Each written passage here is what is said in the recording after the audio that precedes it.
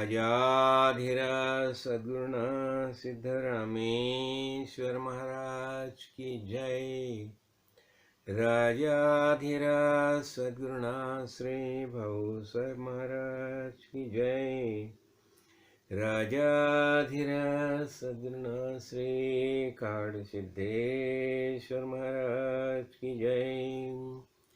गुरुर्ब्रह्मा गुरुर्विष्णु गुरुर्देवो महेश्वरा गुरु साक्षात् परब्रह्म तस्मै श्री गुरुवे नमः। राजाधिराज सद्गुरुनाथ श्री काडसिद्धेश्वर महाराज की जय। आज मैं तो बहुत प्रसन्नता महसूस कर रहा हूँ। आज है माघ मास की पौर्णिमा है और मेरे सौभाग्य से इसी पौर्णिमा के दिन ये शरीर जो है ना, ये शरीर ये भूतल पर देह धारण करके आया है। और अपनी परंपरा जो है ना, हमारे गुरुजी समर्थ सद्गुरु काडसिद्धेश्वर महाराज, उनकी कृपा प्रसाद से हर एक पौर्णिमा में हमारे प्रवचन तो शुरू हो गए और यही जो कार्य है, यही कार्य है, वो चलता रहना चाहिए। और ये जो जिसे अनुसंधान बताया जाता है, अनुसंधान हमारा अभ्यास दृढ़ होना चाहिए, दृढ़ होना चाहिए। और हमारा निश्चय जो है, पक्का निश्चय होना चाहिए, मैं कौन हूँ। हम तो जब भी देह धारण करके भूतल पर आते हैं तो माँ बाप एक नाम देते हैं, 12वें दिन एक नाम देते हैं और वही नाम से हम ये दृश्य जगत है उसमें पहचाने जाते हैं। ऐसा ही मुझे भी एक नाम दिया गया, अरविंद करके। ठीक है, वही नाम से मैं पहचाना जाता हूँ। लेकिन जब ही मैं मेरे सौभाग्य से मेरे सद्गुरु की शरण ली, ऐसी तो ज्ञान के बारे में मैं सोचता था, वास्तव में ये सब क्या है। हम ये भूतल पर आते हैं, सुबह से शाम तक हमारा सब कारोबार चलता रहता है, लेकिन वास्तव में हमारी पहचान क्या है, हम कौन हैं। और ये जब जिज्ञासा निर्माण होगी तो मेरे सौभाग्य से मैं काडसिद्धेश्वर महाराज की शरण ली। और उन्होंने, देखो 1968 की बात है, उन्होंने मुझे बता दिया, अरे जिसे ब्रह्म बताया जाता है, भगवान बताया जाता है, वास्तविक तुम ही हो। ये कैसे। तो जब भी गुरु जी के सामने मैं नित्य जाना शुरू किया, उनका सत्संग शुरू किया, तो एक वो बातें बताते जाते थे। और अभी मैं सोचता हूँ उनके बारे में, उन्होंने कितने बढ़िया तरीके से सबको समझाया। देखो, सुबह से लेकर शाम तक हम जो कुछ कार्य करते हैं कैसे करने चाहिए। तो अभी मैंने क्या किया, अभी सामने अपना प्रमाण ग्रंथ तो दासबोध है, और ये दासबोध ग्रंथ की खासियत ऐसी है, ये समर्थ रामदास स्वामी ने ये दासबोध ग्रंथ का निर्माण किया है जो। और समर्थ रामदास वास्तव में कौन थे, ये शिव जी के अवतार हैं। तो उन्होंने ये ग्रंथ का जो निर्माण किया है, उसमें पूरा तत्व ज्ञान है, ज्ञान की पूरी सब बातें उसके अंदर आई है। और इसलिए ये दासबोध ग्रंथ जो है, हमारी परंपरा जो है काड़ सिद्धेश्वर महाराज की जो परंपरा है, तो उसमें ये प्रमाण ग्रंथ माना गया है, प्रमाण ग्रंथ माना गया है। तो जब भी हम गुरु जी के सामने जाते थे तो यही ग्रंथ का पठन होता था, एक समास का पठन होता था, और बाद में मेरे जैसे जो गुरुजी ने तोता बने हैं, पोपट, और उसके ऊपर अपना अपना हिसाब से अपना अपना तरीके से बातें करते थे। मैं भी वैसा ही बातें करता था वो जमाने में। तो अभी देखो, हमें खुद का ज्ञान प्राप्त करना है तो क्या करना चाहिए? तो आत्मज्ञानी सदगुरु के आशीर्वाद के बिना कुछ नहीं कर सकते। तो हमें आत्मज्ञानी महापुरुष का सानिध्य मिलना चाहिए, सानिध्य मिलना चाहिए। और ये मदभाग्य से मिलते, बताया जाता है ना, दुर्लभम त्रयमेव एतद् देवानुग्रह हेतुकम मनुष्यत्वम मुमुक्षुत्वम महापुरुष संश्रिय। ये भूतल पर तीन ही बातें महद भाग्य से प्राप्त होती है। दुर्मिल बताया जाता है, अहोभाग्य बताया जाता है, वो प्राप्त हो जाएगा। तो पहला क्या है? नरदेह, शरीर जो है ना, मनुष्य शरीर। देखो आजू बाजू में कितने कितने यहाँ तो लंगूर बहुत बता दिखाई देते हैं, हाँ, अनेक लंगूर है, हाँ, कौवे दिखाई देते हैं, कुत्ते है, सांप है, अनेक जीव है। और उसमें हमारा महत्भाग्य है कि भगवान ने हमें मनुष्य दे दिया, मनुष्य दे दिया। तो ये नरदेह प्राप्त होना बहुत भाग्य की बात है। और दूसरी बात क्या है? देखो, नरदेह तो ठीक है, बहुत आज बहुत लोगों को महत्भाग्य से मनुष्य शरीर प्राप्त हो गया है। लेकिन दूसरी बात क्या होती है? जब हमें यह मनुष्य शरीर प्राप्त होता है ना, तो हमें सोचना पड़ता है, सोचना पड़ता है क्या है ये वास्तव में। एक हमारे सामने तीन सवाल निर्माण होते हैं। पहला सवाल ऐसा होता है, मैं खुद कौन हूं? जिज्ञासा तो निर्माण हो गई, मैं खुद कौन हूं। दूसरा सवाल ऐसा निर्माण होता है, ये संपूर्ण दृश्य जगत हम देख रहे हैं ना, ये वास्तव में दृश्य जगत क्या है? ये दूसरा सवाल हो गया। और तीसरा सवाल ऐसा निर्माण होता है, देखो, हम शुरू से हमारे घराने, ये घर की जो परंपरा होती है, हमारे खानदान की परंपरा होती है, तो खानदान की परंपरा का हिसाब से हम पूजा अर्चा करते हैं। हमारे हरेक के घर में पूजा घर होता है, मंदिर होता है, हम वहां भगवान की प्रतिष्ठापना करते हैं, अनेक देव देवता की प्रतिष्ठापना करते हैं। गणेश जी रहते हैं, शिव जी रहते हैं, विष्णु भगवान रहते हैं। तो अनेक देव देवता जो है उनकी हम प्रतिष्ठापना करते हैं और उनकी पूजा करते हैं। तो दूसरा सवाल ऐसा निर्माण होता है, पहला मैं कौन हूं? और ये संपूर्ण विश्व जगत जो क्या है, ये क्या है? और ये जिसे हम भगवान बताते, देव देव करके जिसकी पूजा करते, पूजा अर्चा करते। यहाँ उत्तराखंड में तो बहुत देव देवता है, मशहूर हिमालय पर्वतराजी में अनेक देव देवता का प्रतिष्ठापना की गई है। तो ये सब देव देवता वास्तव में कौन है? अभी हम गोपेश्वर भी गए थे, वहाँ गोपीनाथ जी का बड़ा मंदिर है। हमने देखा ना, जैसा केदारनाथ मंदिर है ना, वही वो मंदिर जैसा ही वही मंदिर है गोपेश्वर में। तो देखो ये सब जो है ना, तो ये देव देवता वास्तव में ये कौन है? तो तीन सवाल हो गए, मैं कौन हूँ, ये जिसे भगवान देव देवता बताया जाता है कौन है, और संपूर्ण दृश्य जगत है ये क्या है? ये तीन सवाल। तो हमारे देखो ये तीन सवाल का जो है ना, हमें जवाब चाहिए, जवाब चाहिए। और ये जवाब प्राप्त करने के लिए हम सदगुरु की शरण लेते हैं। और देखो, अब ये सदगुरु की शरण लेने के बाद सदगुरु हमें अनेक बातें समझाने लगते हैं। हाँ, अनेक बातें हमें समझाते हैं, और वो हिसाब से हमारा ज्ञान का निश्चय होता है। और देखो क्या होता है, जब भी हम ये देखो सदगुरु की शरण ली हमने, और मैंने बताया ना, जब तक हम ये अभी सदगुरु ने हमें ज्ञान का प्रबोधन किया, उसने बता दिया वास्तविक मैं कौन हूं। और मेरे भाग्य से सदगुरु ने मुझे बता दिया, अरे ऐक शिष्या, तुम खुद ही ब्रह्म हो, जिसे भगवान बताया जाता है, वास्तविक तुम खुद ही हो। क्यों? ये संपूर्ण विश्व जो है, विश्व में भगवान का ही अस्तित्व है, देव का ही अस्तित्व है। चिन्मय परमेश्वर परमात्मा हर एक में मौजूद है, यही गुरु जी ने बताया। और उन्होंने गुरु जी ने बताया, अरे तुम देव हो। गुरु जी तो बताते, देखो मैं तो भगवान हूं, तुम भी भगवान ही हो। क्यों नहीं मानते तुम खुद को भगवान? जो लक्षण जो है भगवान की लक्षण है, वही सब तुम्हारे हैं ना, फिर तो खुद को क्यों नहीं भगवान मानते? तो वही होता है। तो देखो, अभी हमें तो ज्ञान प्राप्त हो गया, हम तो निश्चिंत हो गए, हम तो आनंद से जी रहे हैं देह में। हाँ, तो अभी ये सब हमारा कार्य तो चलता रहता है।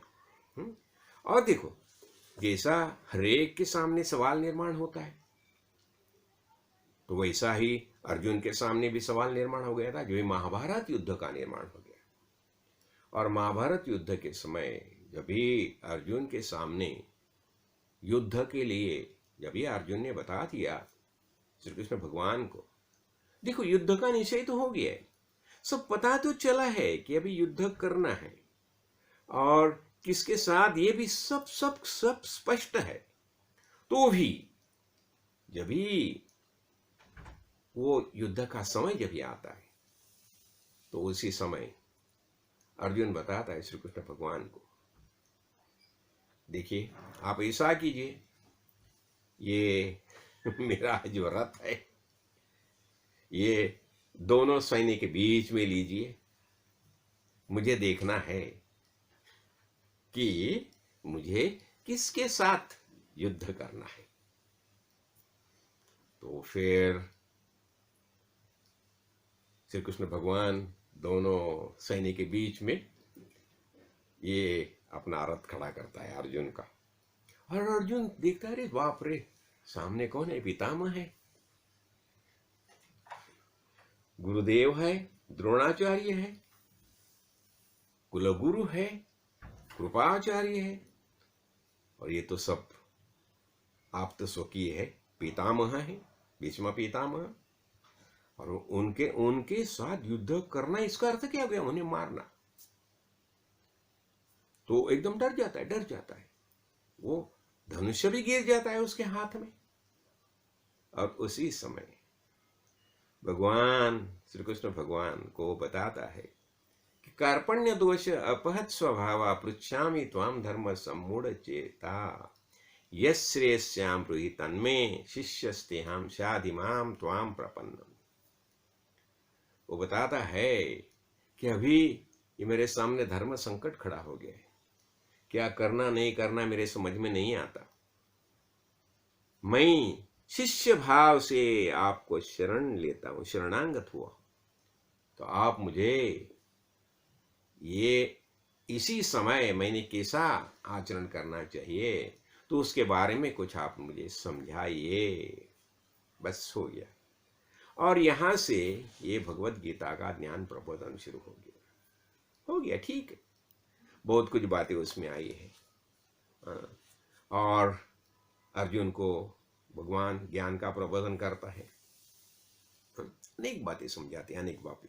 और यही पूरा वेदांत है। तो भगवत गीता कैसी है? भगवत गीता जो है उसमें पूरा वेदांत आया है।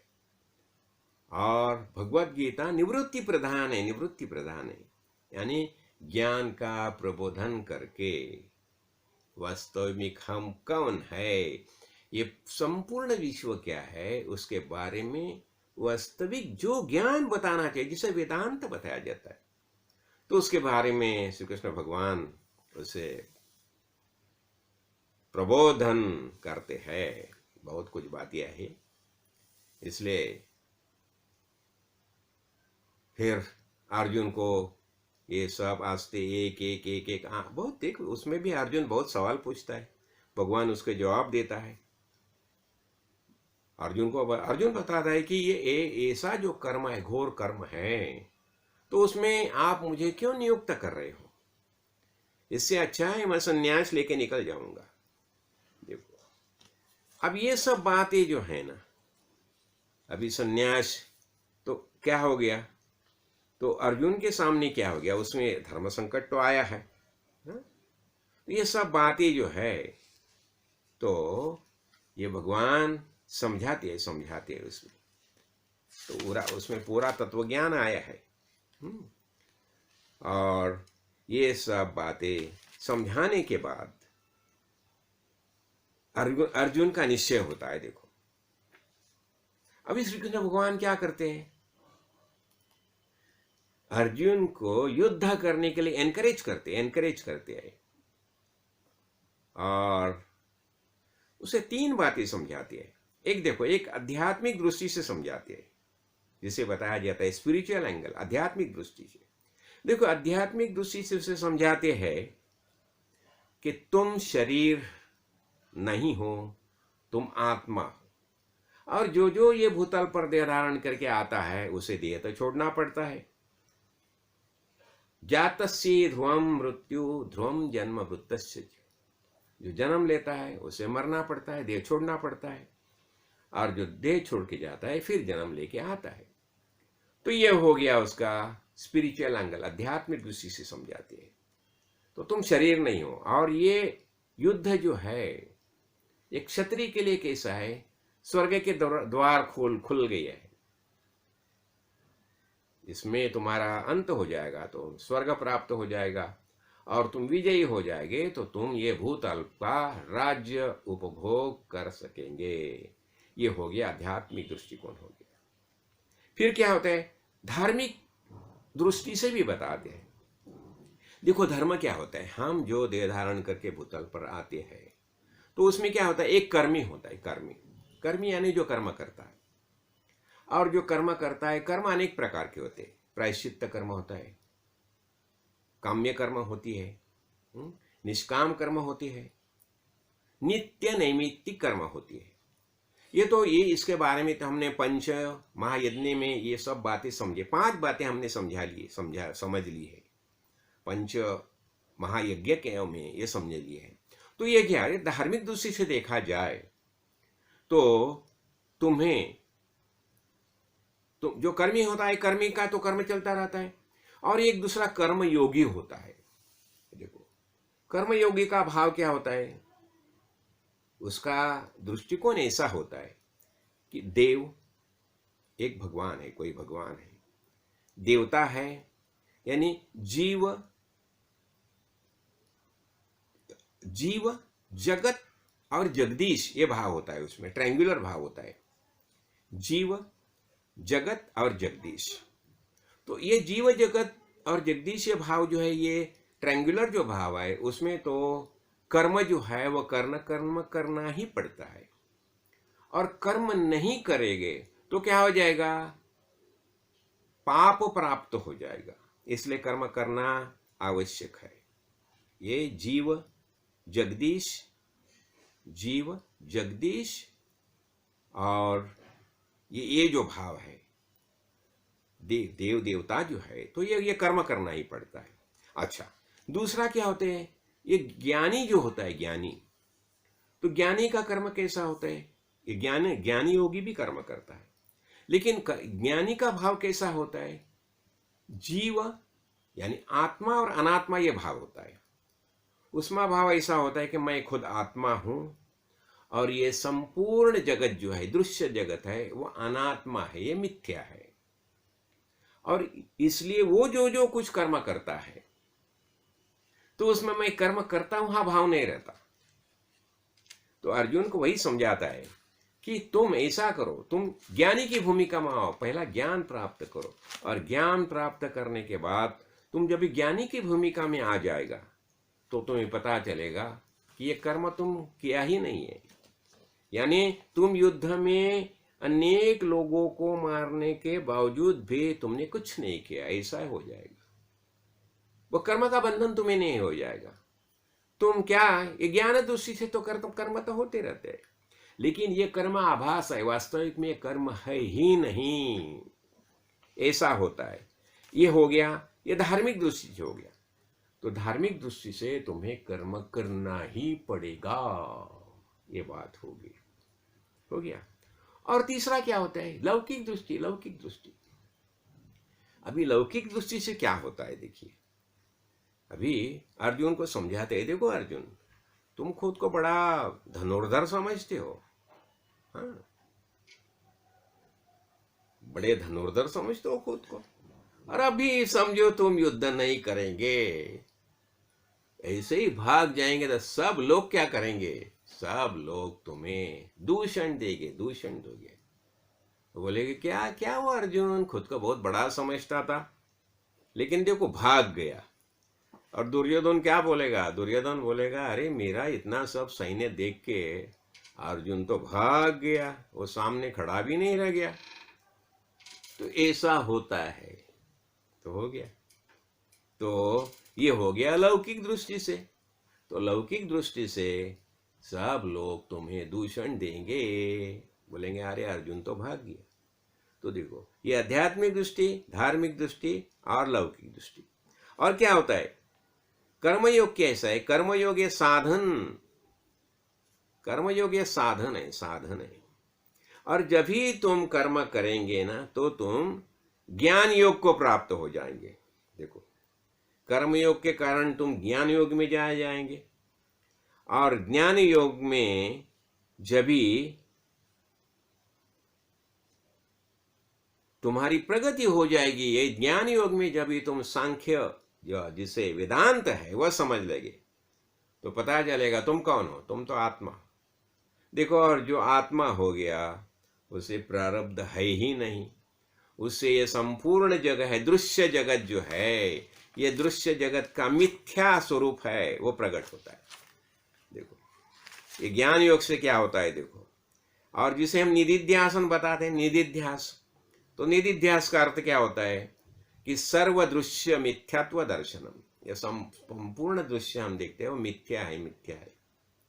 तो दृश्य जगत क्या है, जो ज्ञानी हो गया उसे ये दृश्य जगत मिथ्या ही हो जाता है, और खुद वो आत्मभाव से जीने लगता है। और जब भी वो उसका आत्मभाव दृढ़ हो जाता है तो बताता है मैं ही ब्रह्म हूँ, तत्वमसि अयमात्मा ब्रह्म। यानी उसका क्या निश्चय हो गया, जिसे भगवान बताया जाता है, देव बताया जाता है, मैं ही हूँ, ये संपूर्ण विश्व मुझसे बताए ना, मयि एव सकलम जातुम, मयि एव प्रतिष्ठितम, मयि सर्वम लयम याति तद ब्रह्माहम अद्वयम्। मुझ में से संपूर्ण जगत का निर्माण हो गया, विश्व निर्माण हो गया है, मुझ में उसका सब व्यवहार चल रहा है, मयि एव प्रतिष्ठितम, और ये बाद में मुझ में उसका लय होने वाला है। तो ऐसा ब्रह्म मैं ही हूं, यही उसका निश्चय होता है। तो हमें यही करना है। देखो हमें क्या करना है, हमारा ऐसा निश्चय करना है ज्ञान दृष्टि से, जो परमेश्वर परमात्मा है वही वास्तविक मैं ही हूं। और यही मैं मेरा महत्भाग्य समझता हूं कि मेरे गुरु काल सिद्धेश्वर महाराज उन्हें यही बात समझाई, शुरू से यही बताया है। देखो, और ये दृष्टि निश्चय, देखो अनुसंधान जो है, देखो ये क्या बताया जाता है, देखो तुम्हें पता तो चला, समझाया तुम्हें, लेकिन उसका निश्चय होना चाहिए, निश्चय होना, रजिस्ट्रेशन जो बताया जाता है, रजिस्ट्रेशन होना चाहिए, निश्चय होना चाहिए। और वह निश्चय होने के लिए निधिध्यास चाहिए, निधिध्यास चाहिए। आते जो हर एक चीज जो जो तुम कार्य कर रहे हो वो भगवान के लिए कर रहे हो, और तुम्हारे अंदर भगवान ही, इतना ही तुम खुद भगवान नहीं हो, इस दृष्टि से सब कार्य होना लगता है। और ये कार्य होने के लिए ही क्या होना चाहिए, नित्य जिसे निधिध्यास बताया जाता है। देखो श्रवण, सुनना, पहले अनेक बातें सुन लो, सुन लो, उसके ऊपर मनन करो, चिंतन करो, श्रवणम मननम। और निधिध्यास, जब ही निधिध्यास होता है तो निधिध्यास में क्या आता है, देखो हमारे गुरुजी ने तो क्या किया, देखो सुबह काकड़ आरती करना, 10 बजे दासबोध का वाचन करना, एक दासबोध का समास, वह आरती पूजा करना, शाम को फिर जो नित्य नियमावली है वह अनेक अभंग है, उसमें खासकर तुकाराम महाराज के 12 अभंग है, वो ज्ञान की बातें समझाते हैं। तो ये सब जो है फिर रात की जो पूजा है वो सब निधिध्यास ऐसा इतनी बहुत बढ़िया ढंग से बताया है कि इससे क्या होता है, हमारा दिनक्रम ही ऐसा होता है। जिसे त्रिकाल संध्या बताई जाती है ना, त्रिकाल संध्या बताई जाती है, तो ऐसा होता है। और ये देखो, हमने ही देखा ना, पंच महायज्ञ देखे हम, ये देखो इसके पहले प्रवचन में हमने पंच महायज्ञ के बारे में देखा है। देखो ये पंच महायज्ञ में क्या बताया जाता है हमने देखा ना, उसमें ब्रह्म यज्ञ जो है, तो ब्रह्म यज्ञ में अध्यापन आता है, फिर पितृयज्ञ आता है, बलिर्भवता आता है। तो उसमें हमने क्या देखा, अध्यापनम ब्रह्म यज्ञ और पितृयज्ञश्च तर्पणम और होमो दैवो बलिर्भोक्तो नृयज्ञो अतिथि पूजनम, ये 5 प्रकार की यज्ञ जो बताए नित्य। तो इससे क्या होता है, हमारा निधिध्यास होता है, निधिध्यास होता है। और निधिध्यास का सबसे बड़ा अर्थ यही है, निधिध्यासनम यानी सर्वदृश्य मिथ्यात्व दर्शनम। ये संपूर्ण जग जो है ना, ये मिथ्या है, मिथ्या है। देखो, लेकिन मिथ्या है तो उसका हमें ज्ञान होता है, पता चलता है, और हमारा निश्चय वो स्वरूपानुसंधान सदा रहता है कि 4 वेद ने जो महावाक्य बताए ना, वो हिसाब से हमारा चलता रहता है। अभी और क्या होता है, देखो एक समय ऐसा ही हो गया, प्रवचन हो गया हमारे गोरेगांव आश्रम में, और प्रवचन के बाद गुरुजी ऐसे थे, व्यासपीठ में गुरुजी बैठे थे, तो उन्होंने बताया, मुझे सामने बोले आइए यहाँ, बताए अभी दासबोध और क्या समझाता है। ये दासबोध ग्रंथ जो है ना, अपना प्रमाण ग्रंथ, वो क्या समझाता है और बताइए। तो मैंने तो बता दिया। देखिए, जो देह बुद्धि जो है, देह बुद्धि का दास्यत्व जो है, तो उसमें छूटने का जो उपाय है वो दासबोध में समझाया है। देह बुद्धि का जो दास, हम दास बन गए, किसके, देह बुद्धि के दास बन गए, यानी हम खुद को शरीर ही समझने लगे। तो उन्होंने क्या बताया, देखो, हाँ जरूर, तो ये देह बुद्धि का निश्चय ये जो है, वो जाके हमारा आत्म बुद्धि का निश्चय होना चाहिए। मैं आत्मा हूं, यही हमारा निश्चय होना चाहिए। तो उन्होंने देखो जो बताया ना, यानी क्या है, हम खुद को शरीर ही समझते, लेकिन खासकर ये देह बुद्धि जो है ना, ये बढ़ाने वाले 5 बातें वो भी मैं समझाना चाहता हूं। अभी की पहली बात क्या था, हमारा अहंकार जो है, अहंकार और ममकार। अहंकार किसके बारे में बढ़ जाता है, मैं शरीर जो है ना, शरीर के बारे में अहंकार रहता है। तो और ये अहंकार बढ़ाने वाली जो 5 बातें, उसमें क्या बताया है, एक प्रोफेशन बताया, प्रोफेशन यानी हमारा धंधा क्या है, उद्योग क्या है, तो उसके बारे में हमें अभिमान रहता है। हाँ, ये प्रोफेशन हो गया। दूसरा क्या होता है, पोजीशन, हमारी अखत्यारी में क्या क्या है, कौन सी चीजें है। अरे ये मेरा घर है, ये मेरा खेत है, ये मेरी फैक्ट्री है, ये मेरा दुकान है, ये हो गया ना, हमारे पोजीशन में क्या क्या है, तो उसके बारे में भी हमारा अहंकार रहता है। हाँ, और तीसरा क्या, हमारी फैमिली, हमारा घराना, अरे हमारा तो क्या बताया ना, 96 कुली ऐसा हमारा घराना है, हम तो फलाना के वंशज हो। हाँ, ये बताया जाता है, बड़े अभिमान से ये बातें बताई जाती है, फैमिली बैकग्राउंड बताया जाता है, अभिमान से बताया जाता है। और उसके बाद क्या आता है, बॉडी और माइंड। बॉडी यानी फिर शरीर आ गया, शरीर के बारे में अहंता ममता आ गई। और मन, हमारा मन की अवस्था कैसी होती है, तो ये जो है ना, ये देखो, ये सब चीज ये अनात्मा है। अनात्मा यानी मिथ्या है, मिथ्या। लेकिन इनके कारण हमारा अभिमान बढ़ता है। इसलिए देखो, इसलिए क्या बताया जाता है कि ऐसा देखो, हाँ अभी मैंने बोला ना कि अभी ये स्वामी से मुलाकात होगी ना मेरी, तो स्वामी ने क्या बताया, देखो 2 चीजें जो है वो कभी नहीं भूलना, धैर्य। हाँ, धैर्य और संस्कार। हमारे धैर्य ऐसा होना चाहिए, धैर्य से जीव और संस्कार, ये 2 बातें कभी नहीं छोड़ना। धैर्य संस्कार कभी नहीं छोड़ना, कैसी भी अवस्था क्यों ना आए, लेकिन धैर्य से जियो, धैर्य से जियो। और हमारे संस्कार जो है वैदिक परंपरा के संस्कार है, वो भी ऐसे ही साबुत रहनी चाहिए। धैर्य संस्कार दो होगी। और दूसरा, दो बातें हैं वो मार के मरना। वो कौन सी? मोह, मोह, मोह और आलस्य। देखो, मोह और आलस्य कभी भी किसी भी बात में मोहित नहीं रहना। देखो अभी हम देखते हैं ना कि अभी अर्जुन का क्या हो गया, अहंकार ममकार आ गया ना। वो ममकार आने से क्या, फिर राग दोष आ गया। राग यानी प्रेम। अभी मेरे ये है पितामह है, पितामह है, गुरु है, गुरु है, उनके बारे में प्रेम निर्माण हो गया, राग निर्माण हो गया, प्रेम निर्माण हो गया। और बाद में ये देखो, ये राग द्वेष जो है और इस जिसे अहंकार ममकार बताया जाता है, और उसके कारण फिर दुख शुरू हो गया उसका। वो दुखित हो गया, अरे कैसा उन्हें मारना। फिर शोक आ गया। हाँ, तो शोक आ गया। लेकिन ये सब बातें जो है वो अनात्म है, अनात्म है, भ्रामक है, भ्रामक है। उसका मन कलुषित हो गया, मन में शोक निर्माण हो गया, और ये सब निर्माण होने के बाद वो गलत बातें करने लगा, अधार्मिक बातें करने लगा। वास्तविक अर्जुन क्षत्रिय है, और क्षत्रिय के लिए संन्यास गृहीत नहीं है, मान्य नहीं है। क्षत्रिय को युद्ध में लड़ना ही, जो वो संन्यास लेके जंगल में नहीं जा सकता, यानी वो अधार्मिक हो गया।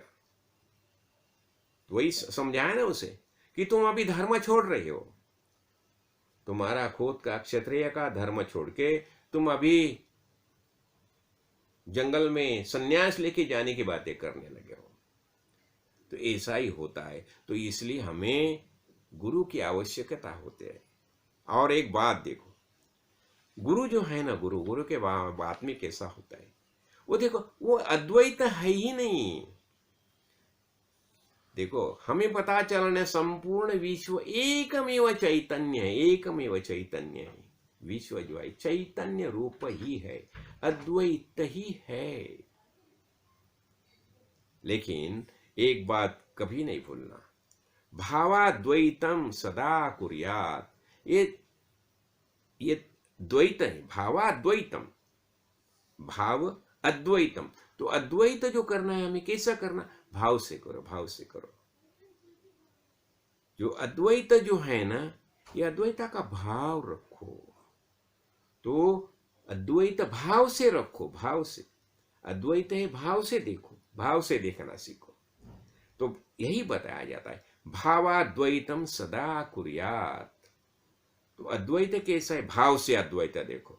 ऐसा तो द्वैत है, मैं और मेरा फ्रेंड है, मित्र है, समझो, दोनों में ऐसा तो भाव एक, हम एक ही है, लेकिन अद्वैत जो है कैसा, भावाद्वैतम सदा कुर्यात। लेकिन क्रियाद्वैतम न कहिचित, लेकिन क्रिया से अद्वैत नहीं होना चाहिए। और इसलिए बताया जाता है कि अद्वैतम त्रिषु लोकेषु, यह संपूर्ण त्रैलोक्य है, इसमें अद्वैत ही रखो। इसका अर्थ क्या हो गया, यह संपूर्ण त्रैलोक्य मेरा ही रूप है, मुझसे अलग नहीं है। त्रिषु लोकेषु नाद्वैत, लेकिन अद्वैतम त्रिषु लोकेषु, ये त्रैलोक्य है, उसके साथ अद्वैत ही रखो, यानी एक ही है। लेकिन महत्वपूर्ण बात यहां समझा रही है, न अद्वैतम गुरुना सह, लेकिन हमारे जो गुरु है उनके साथ कभी भी अद्वैत नहीं रखना। क्यों? गुरु ये गुरु ही है ना, उनकी शरण ही लेनी चाहिए हमें। तो गुरु के साथ अद्वैत नहीं रखना, यानी गुरु मुझसे अलग ही है, वो अद्वैत है, यानी उनके साथ अद्वैत, यानी अद्वैत नहीं रखना है ना, द्वैत रखना, गुरु के साथ द्वैत रखना। ये मेरे गुरु है, ये मैं हूं। तो गुरु और शिष्य भाव तो रहेगा ना। लेकिन यहां भी एक महत्वपूर्ण बात समझ लीजिए। स्वामी ने बताया था, स्वामी ने पूछा था एक समय हम ऋषिकेश में थे तो स्वामी ने सवाल पूछा था, गुरु क्या करते हैं बताइए। तो कोई बताता है गुरु भक्त बनाते हैं, गुरु शिष्य बनाते हैं। बोले नहीं, गुरु गुरु ही बनाते हैं। कैसे? जब भी तुम्हें ज्ञान प्राप्त हो गया तो तुम गुरु ही होगे ना। लेकिन तो भी गुरु के सामने तुम शरणांगत ही रहना चाहिए।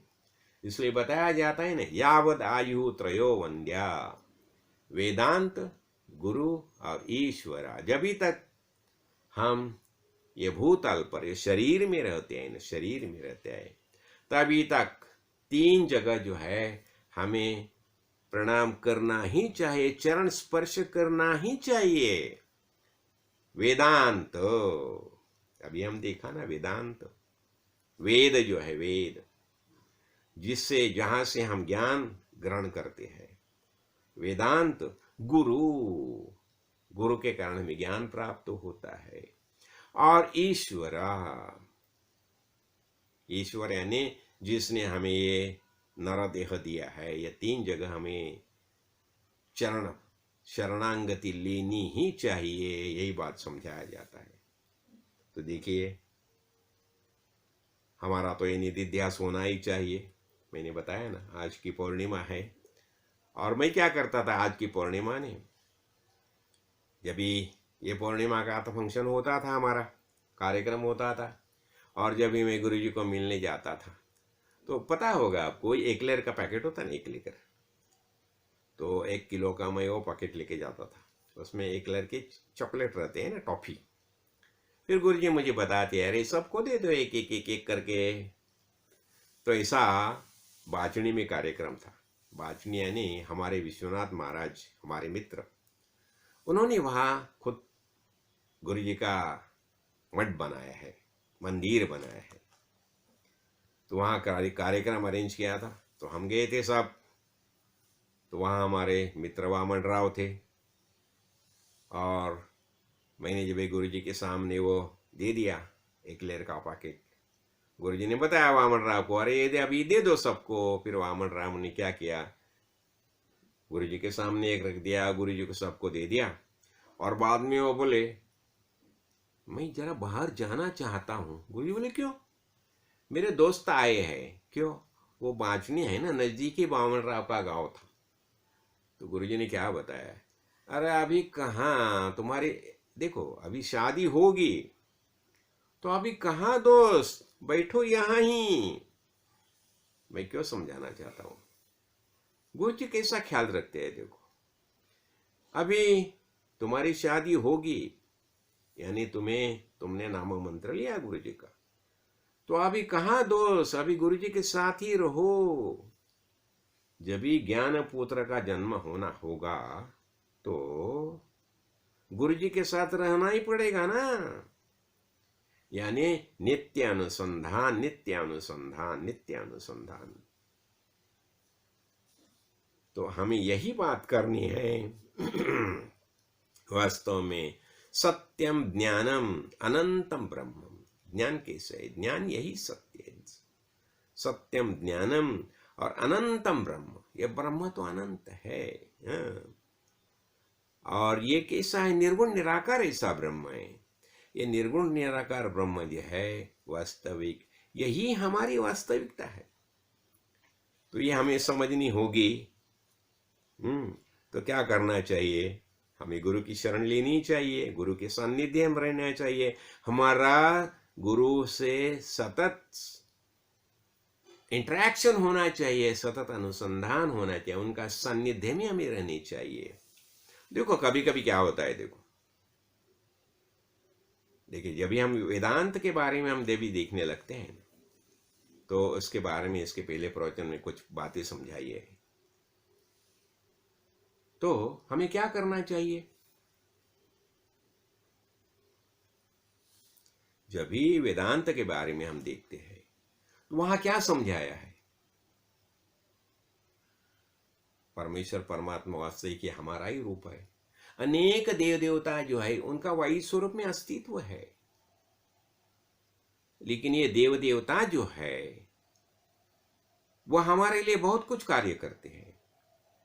लेकिन जब भी हमारा ज्ञान का निश्चय पक्का हो जाता है तो हमें, ये हमने देखा ना, पंच महायज्ञ जो है वो करने ही चाहिए, नित्य नियम से करने चाहिए। और इससे कारण क्या होता है, देखो जो गुरुजी ने बातें मुझे, मैं अभी मेरी बातें में एक बात बताना चाहता हूँ। गुरुजी ने मुझे क्या बताया, देखो मैंने तुम्हें ये जो कुछ ज्ञान दिया है उसका प्रबोधन तुम ही करना ही चाहिए। हमने ये पौधे लगाए, पौधे, उन्हें पानी देने का कार्य तुम करना। बस मैं एक बात सोचता हूँ, जो गुरुजी ने मुझे कार्य दिया है वही कार्य कर रहा हूँ। देखो इसके पहले तो हम 2 साल पहले की बात है ना, मैंने बताया ना 2 साल पहले यही यूट्यूब में जो ये किया था, सब प्रवचन यूट्यूब में अपलोड किए थे, तो उसके बारे में मैंने आपको बताया था कि अभी ये सब जो है गुरुजी ने जो कुछ ज्ञान की बातें मुझे समझाई वही बातें मैं ये यूट्यूब के माध्यम से आप सबको समझा रहा हूँ। जैसा जैसा आपको समय मिलेगा वैसा वैसा उसका अनुसंधान कीजिए और उससे अपना अपना ज्ञान का निश्चय वो पक्का करना, बस वही तो ये होता है ना। तो अभी अभी क्या हो गया, देखो अभी तो यूट्यूब के माध्यम से मैंने हिंदी में भी अभी पूरा दासबोध ग्रंथ समझाने की चेष्टा की है, और एक दासबोध मीमांसा करके एक किताब भी लिखी है उसके ऊपर, जिसमें दासबोध के बारे में सब बातें आई है। हाँ, तो मैं आज के इस वदन पर फिर आपसे गुजारिश करूंगा, तो आप अवश्य वह किताब जो है दासबोध किताब है आप लीजिए, सबको उपलब्ध की है, और उसके आधार पर दासबोध ग्रंथ का जो है वह अनुसंधान कीजिए। देखो मैंने इसके पहले भी बताया था कि दासबोध ग्रंथ में पूरा भगवत गीता आया है। अनेक जो ग्रंथ है उसके बारे में भी बहुत कुछ बातें समझाई है। देखो और एक भागवत पुराण के बारे में, देखो उस कुछ प्रवचन के माध्यम से मैंने भागवत पुराण के बारे में भी समझाया है। और लेकिन ये क्या होता है, देखो कभी कभी क्या होता है, जब भी हम भागवत पुराण ऐसे ग्रंथ जब भी देखते हैं ना, तो उसमें कुछ कुछ ऐसी बातें हमें दिखाई देती है, उसमें कुछ अधार्मिक विषय आता है, अधार्मिक विषय आता है। हाँ, तो उसे हमें दुर्लक्षित करना चाहिए। देखो, और उसमें असूया यानी दोष आरोपण नहीं रखना चाहिए। उसमें कौन सी भी असूया नहीं, अनसूया होनी चाहिए, असूया नहीं होनी चाहिए। और खास कर देखो कभी कभी हम क्या करते हैं, देखो अभी भीष्म की कृति सही थी या नहीं थी उसके ऊपर हम कुछ ये करने लगते, रिमार्क देने लगते हैं। हाँ, तो भीष्म की कृति सही थी, द्रोण भी सही थे, ऐसी बातें मत करो। देखो ऐसी बातें नहीं करनी चाहिए। तो देखो, तो खासकर उनकी जीवनी से हम क्या सीख लेते हैं यही महत्व रखता है। देखो तो उसके बारे में सोचना चाहिए। देखो ये भीष्म का चरित्र कैसा है, द्रोण का चरित्र कैसा है, उसने कैसी जीवनी जी है, तो इनके सबके बारे में हमें एक ही बात समझनी चाहिए कि उनसे हम सीख क्या ले सकते हैं। देखो उनके बारे में दोषारोप करने का हमें कोई भी अधिकार नहीं सोचना चाहिए। तो उनके बारे में अनसूया होनी चाहिए, असूया नहीं होनी चाहिए। तो और दूसरा देखो, ये पुराण, देखो पुराण में बहुत कुछ बातें आती है, अनेक कथाएं आती है। तो वो कथा में से हम क्या करना चाहिए, जो बातें हम सीख सकते हैं उसका ही ख्याल रखना चाहिए। उसके ऊपर ये टिप्पणी करने का अधिकार हमें नहीं है। ख्याल रखो, हमेशा ख्याल रखो, जो विषय आता है उसके ऊपर टिप्पणी करने का अधिकार हमें नहीं है। हाँ, तो उसमें से खास कर हम बोध क्या ले सकते हैं वही हमें देखना चाहिए। तो ये और इसलिए बताया जाए अनसूया, हमारे दिल में असूया बिल्कुल नहीं आनी चाहिए। इसलिए समर्थ रामदास भी बताते हैं, दासबोध ग्रंथ में उन्होंने बताया है कि ये ग्रंथ जो है वो ग्रंथ का तुम अच्छी तरह से पढ़ाई करो, अच्छी तरह से पढ़ाई करो, और उसमें जो तुम्हें लेने जैसी बातें है वही ले लो, वही सीख ले लो। तो ये खासकर जो भगवत पुराण यानी अनेक धर्म ग्रंथ जो आते हैं, तो धर्म ग्रंथ के बारे में हमारा यह दृष्टिकोण होना चाहिए। उसमें अनेक चारित्र का वर्णन किया जाता है, अनेक चरित्र वर्णन किए जाते हैं। वो चरित्र के बारे में भी हमें क्या सीख लेनी चाहिए, यही बात समझ लो। इसलिए अभी भगवत गीता में भी देखो ना, अर्जुन को कैसा क्या समझाया। अर्जुन को शुद्ध ज्ञान का प्रबोधन किया, और जब भी शुद्ध ज्ञान का प्रबोधन किया तो खास लास्ट में तो बताता है, अर्जुन बताता है कि नष्टो मोहा स्मृतिर लब्ध्वा त्वत्प्रसादान मया च्युता स्थितोस्मि गत संदेह करिष्ये वचनम तव। श्री कृष्ण भगवान को बताते हैं कि आपने जो जो बातें मुझे समझाई उसके कारण मेरे ऊपर जो मोह छाया था वो सब हट गया है, मेरी ज्ञान दृष्टि है वो पक्की हो गई है। मुझे क्या करना चाहिए क्या नहीं करना चाहिए उसका बोध मुझे हो गया है। तो अभी आपकी आज्ञा के अनुसार मैं युद्ध करूंगा, ऐसा अर्जुन बताता है। और फिर महाभारत युद्ध होता है। तो कभी कभी देखो, हम अभी और एक बात मैं बस समझाना चाहता हूँ, हम कभी कभी प्रार्थना करते हैं भगवान को। क्या प्रार्थना रहती है हमारी कि देखो कि विना दैन्य, मुझे जीना कैसा है चाहिए, विना दैन्य जीवनम, दरिद्रता नहीं आनी चाहिए, ऐसा मुझे जीवन चाहिए। ये बताते हैं हम। फिर ऐसा ही बता है अनायास मरणम, ऐसे भी हम प्रार्थना करते हैं। तो इससे क्या होता है देखो, अनायास मरणम, ये प्रार्थना से भक्ति नहीं प्रतीत होती, तो इससे बड़ा मोह होता है, मोह निर्माण होता है, विपर्यास प्रतीत होता है। ऐसा कभी नहीं, ऐसी प्रार्थना कभी नहीं। और देखो और एक बात देखो, मैंने इसके पहले प्रवचन में ये बात समझाई है, जो वेदांत तो जो समझता है, वेदांत के बारे में जो जानता है, वो कभी भी भगवान से स्पेशल प्रार्थना नहीं करता। क्यों? अरे मैं ये भगवान हूं, भगवान मुझसे कोई अलग नहीं है। तो इसलिए इसके बारे में मैंने बताया था ना, CLASP, क्लास्प करके बताया था। हाँ, तो ये जो है ना, ये देखो सब अभिमान छोड़ दो। वास्तविक हम कौन है? हम सच्चिदानंद स्वरूप परमेश्वर परमात्मा, यही हमारा वास्तविक रूप है। और मुक्ति हम मुक्त ही है। किसने हमें बांधा है? मुक्ति कोई अलग नहीं है, हम मुक्त ही है। यही दृष्टि से जीना सीखो, ये दृष्टि से जीना सीखो। जो शरीर धारण करके आए हैं ना हम, बस हम निश्चय, देखो हमारा निश्चय ऐसा होना चाहिए, किसी भी बात के बारे में हम कौन सी भी ओनरशिप नहीं क्लेम करते, ये मेरा नहीं, नो ओनरशिप। और किसी भी बारे में एंजाइटी नहीं, चिंता नहीं। मैं सच्चिदानंद स्वरूप आत्मा है, और किसी भी स्पेशल प्रेयर नहीं, भगवान से प्रेशर नहीं, किसी स्पेशल प्रेयर ही नहीं करा, प्रार्थना ही नहीं करना। क्यों? जब भी हम प्रार्थना करने के लिए जाते हैं ना, तो हम ट्रायंगुलर फॉर्मेट में जाते हैं, हम तो बाइनरी फॉर्मेट में। यानी क्या है? आत्मा और अनात्मा। मैं आत्मा हूं और ये संपूर्ण विश्व जगत है, ये दृश्य जगत है, ये मिथ्या। यही हमारा निश्चय होना चाहिए, यह शुद्ध ज्ञान दृष्टि है। यही गुरु जी ने हमें समझाया, मैं आत्मा हूं। तो हमें क्या करना चाहिए? देखो, एक ही निश्चय करो, बाकी सब भूल जाओ। मैं सच्चिदानंद स्वरूप आत्मा हूं, यही मेरा निश्चय है, और मैं मुक्त ही हूं। मैं शरीर नहीं हूं, शरीर धारण किया है, लेकिन चैतन्य रूप आत्मा मैं ही हूं। यही हमारा सबका निश्चय होना चाहिए।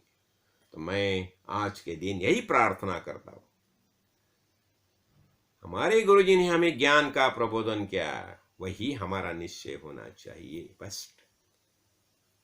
और अभी भी जब स्वामी से मुलाकात होगी ना, अभी हम गए थे ना गोपेश्वर, वहां मैंने स्वामी जी को बताया, देखो स्वामी जी आप जो आनंद अनुभव रहे हैं, आनंद अनुभव रहे, जिस आनंद से आप जी रहे हैं, आपके मुख पर जो आनंद दिखाई देता है, वही आनंद हमें चाहिए, मुझे चाहिए, हमें नहीं, मुझे चाहिए। वही आनंद से, मुक्त भाव से ही मैं जीना चाहता हूं। और यही मेरे सदगुरु को प्रार्थना है, सदगुरु से प्रार्थना। क्यों? सदगुरु मैं ही हूं ना, इसलिए बताया ना, गुरु गुरु ही बताते बनाते हैं, गुरु कोई अलग नहीं है। और गुरु जी ने क्या बताया?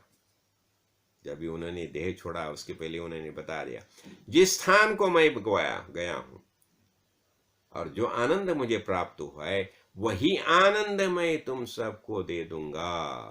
बस आज के इस पूर्णिमा के अवसर पर यह देह है भूतल पर आया है। देखो, सुबह से अनेक लोगों ने मुझे जो शुभेच्छा प्रदान की है, तो मैं सबको बहुत धन्यवाद प्रदान करता हूं। सभी ने जो शुभेच्छा दी, उनको मैं बहुत धन्यवाद देना चाहता हूँ। और दूसरा, मैं एक ही चाहता हूँ कि आप सभी यही निश्चय से जियो, इससे बस जो हमारे सद्गुरु ने बताया है, मैं स्वयं आत्मा ही हूं और ये संपूर्ण मिथ्या जगत है, तो यही हमारा निश्चय होना चाहिए। और फिर से मैं बताना चाहता हूँ, निधिध्यासन यानी क्या है? निधिध्यासन यानी ये संपूर्ण दृश्य जगत है, ये मिथ्यत्व दर्शन, ये मिथ्या है, और एकमेव सच्चिदानंद परमेश्वर परमात्मा यही सत्य है। यही हमारा सबका निश्चय हो जाए, यही सद्गुरु से प्रार्थना। ओम परमेश्वराय विद्महे परतत्वाय धीमहि तन्नो ब्रह्म प्रचोदयात्। ओम महादेवाय विद्महे रुद्रमूर्तये धीमहि तन्नो शिव प्रचोदयात्। बम बम बोले सत श्री महाकाल। और पूरी दुनिया में एक ही सरकार, सत श्री महाकाल। राजाधिराज सद्गुरुनाथ श्री काड़ सिद्धेश्वर महाराज की जय।